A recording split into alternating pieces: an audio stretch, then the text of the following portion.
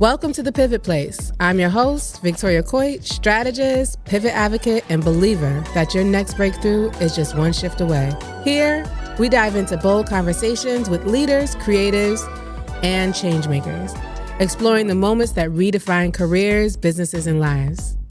Let's get into it. Lisa Marie Newcomb is a passionate founder and guiding force between Thrive and Healing, a holistic wellness practice dedicated to supporting individuals on their journey toward emotional and physical well-being. Co-founder of the Syracuse Yoga Collective, Lisa's journey into healing work began after overcoming her own health challenges, which inspired her to pursue extensive training in various healing arts.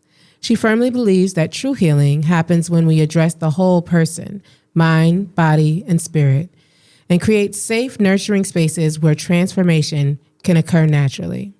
Lisa is also a sought-after speaker and workshop facilitator, sharing her insights on resilience, self-compassion, and sustainable well-being practices. When not working with clients, she can be found practicing yoga and nurturing her relationships with friends.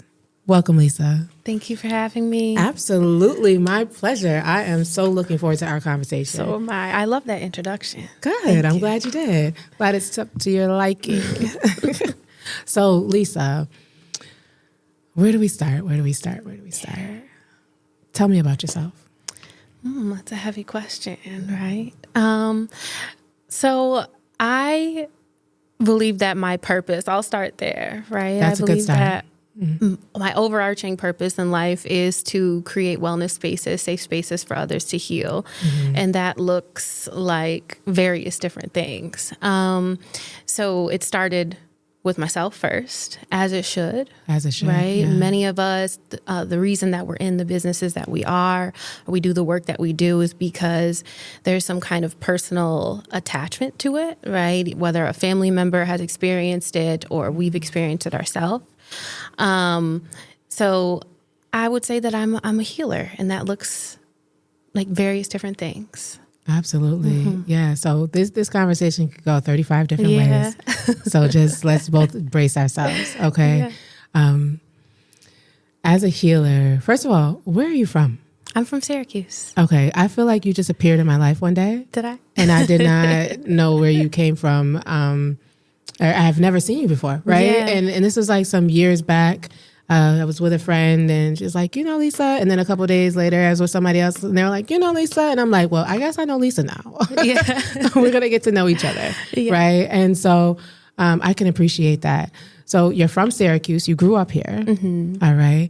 And what led you to, I would say, when did you first realize that you were a healer? Yeah. So I was born and raised in Syracuse. A big part of my story that I talk about is going through menopause when I was 15 years old for an autoimmune disorder. And many people have autoimmune disorders. Autoimmune basically means we're not really we don't have an answer for why this is happening to your body, but your body is attacking itself. And it could be various different things. And that happened when I was 15 years old. And we were told it was potentially because of black mold in the house. There were other disorders that my sister had and other family members had, but we didn't really have an answer. So that started my journey of going to doctors and not being given any answers, any solutions, right? And kind of being brushed off, take this medication, and that's all we have for you. And I grew up in a household where we didn't really talk about mental health. So the impact of learning that you had infertility at 15, it wasn't talked about, right? And at that age, you can't really grasp what that means for you. But as women, sometimes we're like, oh, when I get older, I'm going to be married and have 2 kids. And that's kind of the American dream that we're told that we should have. Right. So as I got older, that's when it really began to impact me. And I had to seek out ways to heal myself, right? Through different foods, through different forms of movement, and really getting in community with other people that were going through something similar. That was a big part of it. Because often we go through things and we don't our friends try to help, but they don't always understand, right? The church tries to help, but sometimes can be dismissive of mental health and can be dismissive of what we're going through, right? God is my ultimate healer, and I truly believe that. Yes. And I need other support. I think he's put people here to support me. It's kind of a long-winded response, but that's what kind of brought me to wanting to create more community where people felt safe and supported, and even just had a space to begin talking about what they went through. Right. And that birthed Thrive and Healing back in 2018. Okay. And it started as like online support community. Many people don't know there was also an aromatherapy line that will eventually be back. Please do. Yeah, but I started to share some of the products that helped me over the years, and just started to create a place for people to begin to be open and vulnerable. And working in human services and social work, many people were being asked to talk about things, but not learning how it impacted their body.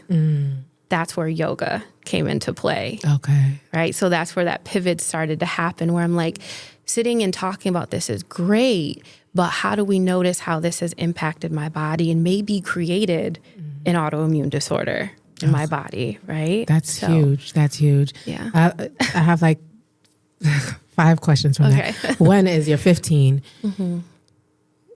There is something environmental in your space that causes a physical reaction, and now your body is going into premature menopause. How do you even grasp that at 15, or what that is? Like, what is your initial thoughts? You know how it was being 15 years old. Yeah. All right. So already, I mean, I got my period at 14, and then a year later I'm going through menopause. I was I was a lot to handle. Yeah. There was no emotional regulation, right? I left home at around 17. I was like a straight A student leading up to this. Yeah. And then it was skipping school. There was a lot that I did as a teenager. And I ended up leaving home at around 17. Okay. I wasn't fully able to grasp it. I knew that it impacted me, and it impacted my self-worth heavily. Yeah. Right. Because as women, we are told sometimes that our biggest duty here, even biblically, depending on your interpretation, our biggest duty is to reproduce. Yeah. Right. Yeah. And so as when I was a teenager, I wasn't really concerned with that. But then when I started to date and get into more serious relationships, I started to notice how this was going to impact my relationships, right? I was in one for years when I was younger, and he said to me, I want biological children. I love you, but you cannot give me what I need, right? Yeah. And so the helplessness that comes from that is difficult. And so I had to learn, not as a teenager, there was a lot of partying, drinking, all different things. Yeah. But as I started to get older, I'm like, all right, what is my worth? I'm still learning that, right? Yes. And I think even within recent years, I've finally come to the realization and stepped into the power of, I can create without birthing a child. God has created me. I am a creator. And there are so many beautiful things that I can give life to, separate of birthing a child. That's powerful. Yeah. That's powerful. Okay. So you're starting to walk into and process, after, and by no means am I saying process like this was a simple thing, right? Because this sounds like years and years of creating your own coping mechanisms that at some point you said, okay, this isn't it. I can't go around this. Let me go through this. Yes. Right. And so you take a break and you start to go through it. How does that feel? I know. Oh, I know. You hear the term often, like you need to sit with it. Yeah. Right. Yeah. And even in yoga, I will tell people to sit with it, even if it's in a pose or a meditation. Some of the hardest parts for people is the end where we're silent and we're not moving and we're being asked to lay there and meditate. Because when we're in the quiet, all of that stuff that we tried to suppress through drinking, through binge watching TV, eating, so many things, right, that we tried to just suppress it with, it comes up. And so therapy was very helpful. Still a huge advocate of talk therapy for years. And becoming a yoga instructor, in order to teach, you have to learn yourself. Yes. So that process of being in stillness, for me, really taught me so much about my body. It taught me when I'm starting to feel triggered or anxious. It taught me when I'm not stepping into my power and I'm playing small. It taught me, still learning about that self-worth piece in personal relationships and in business, right? So asking for what I'm worth and standing on that and believing that has been a little bit of how I've coped with it throughout the years. Yeah, so you started to build that muscle. At what point did you realize that the I would say trauma that you've gone through was an energy, and then that energy had to be moved around in your body, and identifying yoga as one of the ways that you were going to start moving that energy around and out of you? I was crying. There was a moment my dad passed, and it's been almost 3 years now. I wasn't a huge crier. I didn't cry often.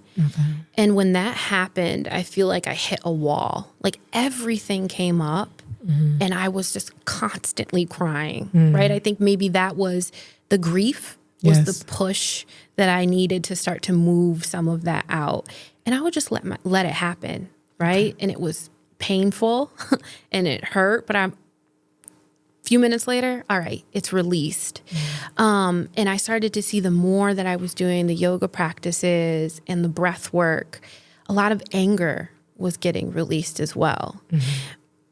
I think we're taught, or at least I was taught, that anger was not good, right? Growing up, there's no talking back to my mom.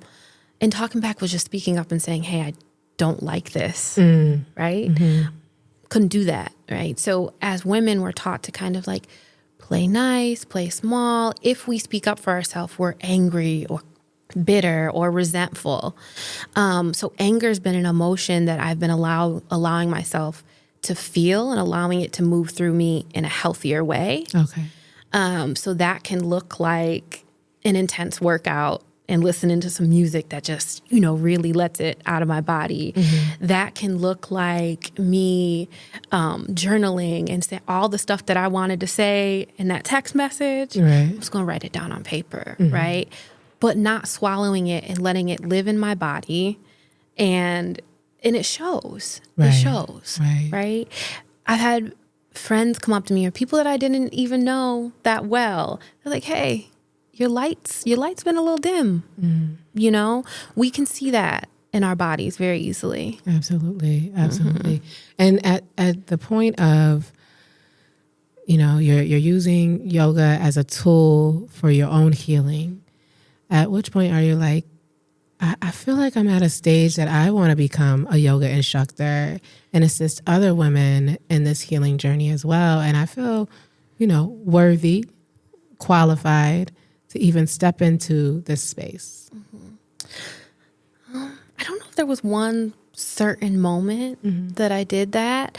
I think it was the more that I was doing counseling with people and talk therapy, there would be little tools that I was learning while I was in yoga school that I would just use, and they would be so much more helpful to women other than just the talk therapy, right? I would run, when I worked at Helio Health, I ran a men's group, and that was mainly dual diagnosis, so substance abuse counseling and people who were also diagnosed with a mental health diagnosis. And I would facilitate group counseling there.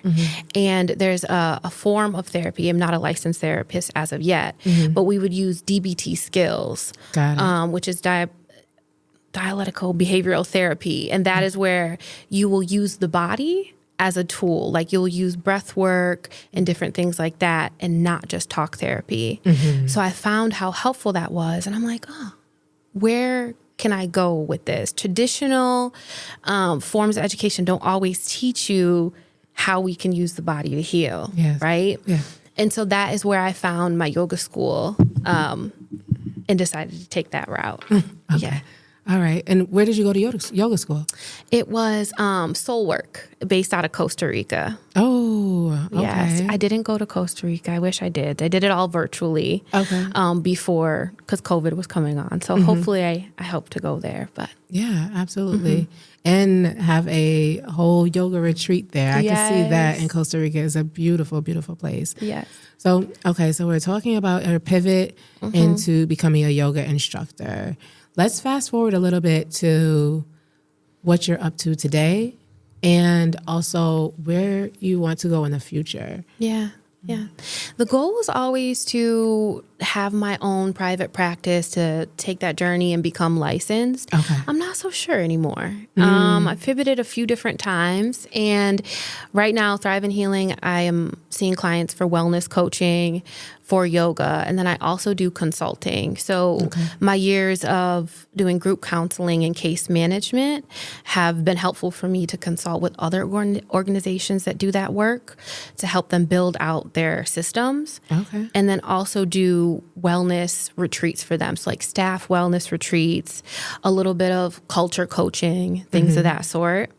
And then with the Syracuse Yoga Collective, it started with my friend and I, Shaquilla Freeman, Shaquilla Sago. She's married now. I had to make sure she's married now. Her and I are co-founders together. And it started because I was a new yoga instructor and I'm also an entrepreneur. So I say that to say, you may become a yoga instructor and you'll go to a studio and they'll give you $25 to teach 30 people. There's nothing wrong with being an employee, right? But I realized I'm like, I'm looking for some community here. What does it look like to be a yoga entrepreneur at the same time and be paid what we're worth? And so Shaquilla and I connected and we're like, well, let's share rent. She was also looking for someone to help her as an entrepreneur. And so we started sharing resources. And then we started to meet other women that were interested in sharing their practices and weren't interested in working in a studio where they may be paid just $30 an hour, or weren't interested in sharing like some of their cultural wisdom and some of their calling and having that being taken from them, right? Their intellectual property. Yeah. And so right now, fast forward to today, there's 9 of us. They're Reiki masters, yoga instructors, different wellness practitioners, and we share resources. So collectivism to us means all doing our part to show up, to make our journey easier. So some of the girls may have a calling to offer a grief workshop, and they do that a few times a year, and that is their calling, that is their gift. There's no pressure to hustle and grind and do 4 classes a week, right? It's supposed to feel like a big hug. And we learn together, we learn how we can still enjoy this passion and purpose and make money. Absolutely. So right now we're on that journey of turning a heart-centered business into also a profitable business. That's why I mentioned self-worth, because I'm learning what my worth is. And that has tied into my business a lot. I've done a lot of free and donation based, Yes. and because you just want to show up. And at the same time, we deserve to have the rent paid too. Absolutely. So we're on that journey right now. So Syracuse Yoga Collective, there's 9 different women. You can find who works for you, right? And at Thrive in Healing, we're offering classes every week and open to consulting. Yeah. No, that's amazing. I just love to follow the collective, your journey, and just the full collective's journey. I think that as a woman of color, that a lot of us grew up in church, right? And there's a stigma, when it comes to energy healing, Reiki, yoga, all these different things. And I love to watch you guys bust that door down and say healing is healing. You don't get to necessarily pigeonhole a healing journey, right? And if you see something, if you have come through that journey and have things work for you, different practices and modalities, extending it out into the world is just something that you have to do, right? It's like you have the gift, you have to share the gift, And so I say all that to say that watching you guys, the Syracuse Yoga Collective, coming through COVID, supporting each other, extending a lot of services to men as well who richly needed, because sometimes we're not healing in alignment, right? Yes. And so you can be in a relationship and you're healing and he's playing Madden, and you're just like, you look up one day and you guys are 2 different people. So I love that. I love all of that. How right now, what do you guys want? I'm speaking more on the collective, and as a co-founder, what do you want folks to know about the collective and how to tap into the collective? And what are your plans to grow this summer? So you can find us at the syc.org and read all of the different bios of the great ladies and all the work that they do. For the Syracuse community and beyond, right, we really want to share what yoga is. A lot of people think that yoga is just asana, which is the physical movement. And some of the women offer simply the physical movement. Right. We want to share the roots of yoga, right? The Kemetic roots of yoga, that this is a practice that came from Black and brown people, that it's a spiritual practice, that I believe you can be a Christian and you can practice yoga, right? I go to church and we're laying hands at church all of the time. Absolutely. So I really want people to learn what it is outside of the social media pictures of someone like hitting a split or a headstand. That is not embody what yoga is. It can be a truly profound and healing practice.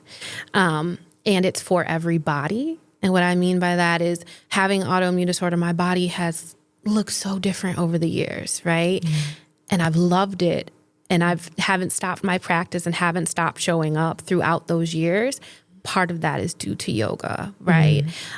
So whether you're sitting in a chair, a mat, the bed, wherever you are, you can still practice it. If you have been harmed in a space that was supposed to be healing for you, we hear you and we encourage you to try again, right? Because there are safe spaces out there for you. And I know I've been to many of the other girls' classes that when you step into that space, you are accepted and welcome there.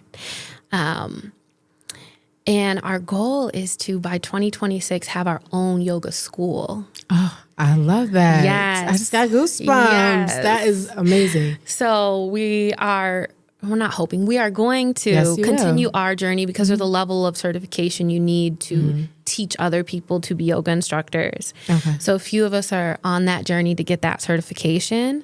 And we would love to teach people and not have it cost $3,000 and you don't have to go to Bali for 2 months to get certified and to learn the practice. Okay. All right. I think that is a good place to come to an end. But also, I want to know your favorite quote and why. Yes. My favorite quote is by Audre Lorde. Oh, right? You had to bring Audrey into this, didn't you? I had to, because she is, I would just had made a post about this. She was so many things, right? She was an activist, a feminist. Her self-care journey was really birthed out of her being diagnosed with cancer. Many people don't know that. And my favorite quote is, I define myself for myself, and I will not be, I might mess up a little bit, I will not be crushed by other people's fantasies of me, right? I think that we are being told to fit into one box, and if you have a purpose in life, that can look like so many different things. Yeah. And God's plan for us may look completely different than what we thought it was. And people struggle. We are constructed to kind of need to put people in a box and label them. And I encourage people to use that quote to remind themselves that people can be many different things, and there's many different intersectionalities to people. Amen. So, amen. Lisa Marie Newcomb, thank you so much for coming on The Pivot Place. Thank you for having me. Absolutely. Take care.